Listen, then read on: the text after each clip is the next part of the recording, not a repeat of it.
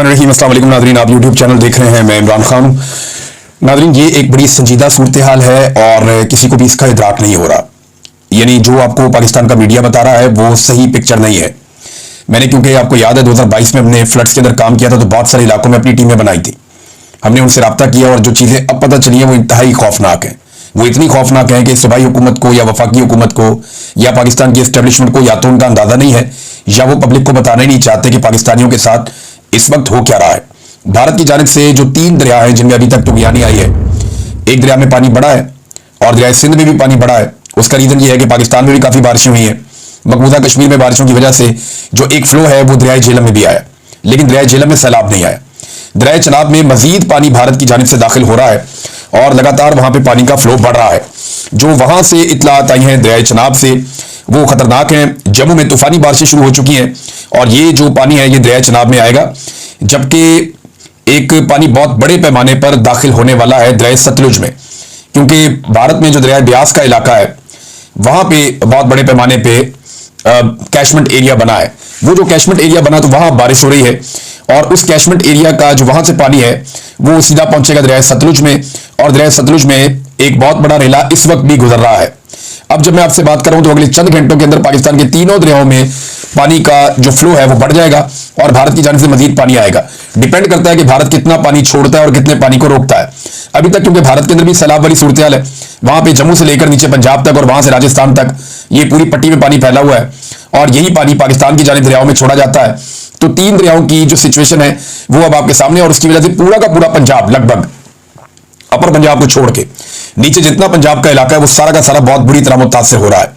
इससे पहले मैं आपको ये बताऊं कि जो अपर पंजाब के शहर हैं वो बुरी तरह पहले ही सैलाब में मुतासर हो गए थे। जो पाकिस्तान में बारिशें हुई थी और अभी दोबारा बारिशों की पेशन हुई भी है, और जो इंडिया में और जम्मू कश्मीर में बारिशें हो रही हैं उनका पानी पाकिस्तान में बहुत तेजी से दाखिल हो रहा है। पाकिस्तान में बहुत बड़े पैमाने पर नुकसान हुआ है इंफ्रास्ट्रक्चर का, जो आपको मीडिया ने नहीं बताया।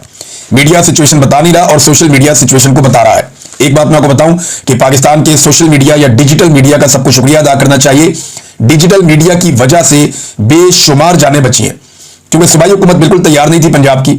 इन्होंने लोगों को बिल्कुल आगाह नहीं किया, लोगों को बताया ही नहीं कि किसी किस्म का सैलाब आ रहा है या कोई हिफाजती इकदाम किए जाए या लोगों को उनके इलाकों से और मवेशियों को निकाला जाए। इन्होंने ऐसा कुछ नहीं किया और उसकी वजह से लोग बेखबर रहे। लेकिन सोशल मीडिया ने फौरी तौर पर इंफॉर्मेशन को फैलाया, हर तरफ से इंफॉर्मेशन आई। जो इंफॉर्मेशन इंडिया से मिलती थी सोशल मीडिया उसको सोशल मीडिया पे डालता था, और क्योंकि पाकिस्तानी बहुत बड़े पैमाने पर फेसबुक को इस्तेमाल करते हैं, ट्विटर को, यूट्यूब को देखते हैं, तो इन साइट्स के ऊपर उनको आइडिया हो गया कि क्या होने जा रहा है। और फिर क्योंकि सब अब मोबाइल फोन टेलीफोन का दौर है तो इंफॉर्मेशन बहुत तेजी से फैलती है, तो लोग महफूज मकामों की तरफ मुंतकिल हुए हैं, महफूज मकामात की तरफ। अगर ये मामला आज से 10-15 साल पहले हुआ होता तो बहुत बड़ा डिजास्टर हो जाता। जो अब तक तबाही हुई है, जो हम देख रहे हैं, बेशुमार पुल गिर गए हैं, बहुत सारी सड़कें बह गई हैं, इंफ्रास्ट्रक्चर को बहुत बड़े पैमाने पर नुकसान पहुंचा है ये पूरे सूबा पंजाब के अंदर। और ये जितना नुकसान हुआ है ये अभी बताया नहीं जा रहा, बल्कि हुकूमत इन चीजों को छुपा रही है। हुकूमत के पास 2 रास्ते हैं। पहली, वो कोशिश करेंगे इन चीजों को छुपाएं और नुकसान को कम से कम बताएं, और दूसरा रास्ता उनके पास ये होगा कि वो इसको बाद में इंडिया के खाते में डाल दें कि भारत ने आबी जारहियत की है। नाज़रीन, सैकड़ों जो देहात है उनके इलाकों में बेशुमार जो खड़ी फसलें हैं वो तबाह हो गई हैं और मुकम्मल तौर पर तबाह हुई हैं। जो फसलें ज्यादा तबाह हुई है वो पूरी जो एक बेल्ट है जिसमें कपास की फसल मौजूद होती है सतलुज के साथ साथ और दरिया रावी के साथ आगे इलाकों में, तो कपास की फसल तकरीबन सारी तबाह हो गई है। चावल बहुत बड़े पैमाने पर उगता है इन्हीं इलाकों में जहां पे ये सैलाब आया है, तो चावल की फसल का बहुत बड़ा नुकसान हुआ, जबकि गन्ने की फसल का भी बहुत नुकसान हुआ है। गन्ना देखें, ये वो फसलें जो पानी ज्यादा पीती हैं।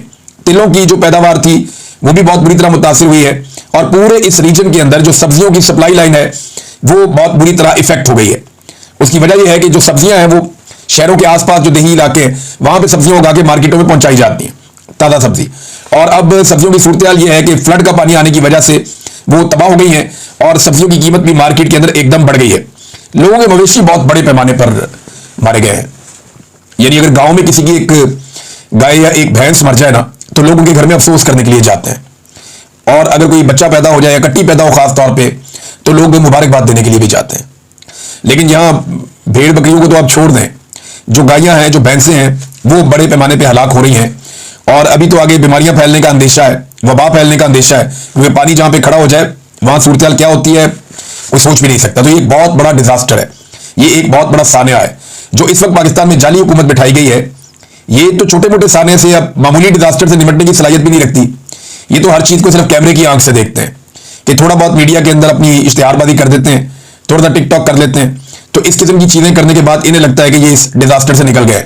लेकिन ये जितना बड़ा सानिया है, इस साने के ऊपर इससे बड़ा सानिया ये है कि पाकिस्तान की मिलिट्री एस्टेब्लिशमेंट ने एक जाली हुकूमत पाकिस्तान पर मुसल्लत की हुई है, जो इतने संजीदा हालात में भी जाली कार्रवाइयां डाल रही है। यानी जो गंदम स्टोर की गई थी उसके ऊपर से भी पानी गुजर गया, वो भी तबाह हो गई। जो ज़रूरी आलात और मशीनरी है किसानों की, वो बड़े पैमाने पर तबाह हुई है।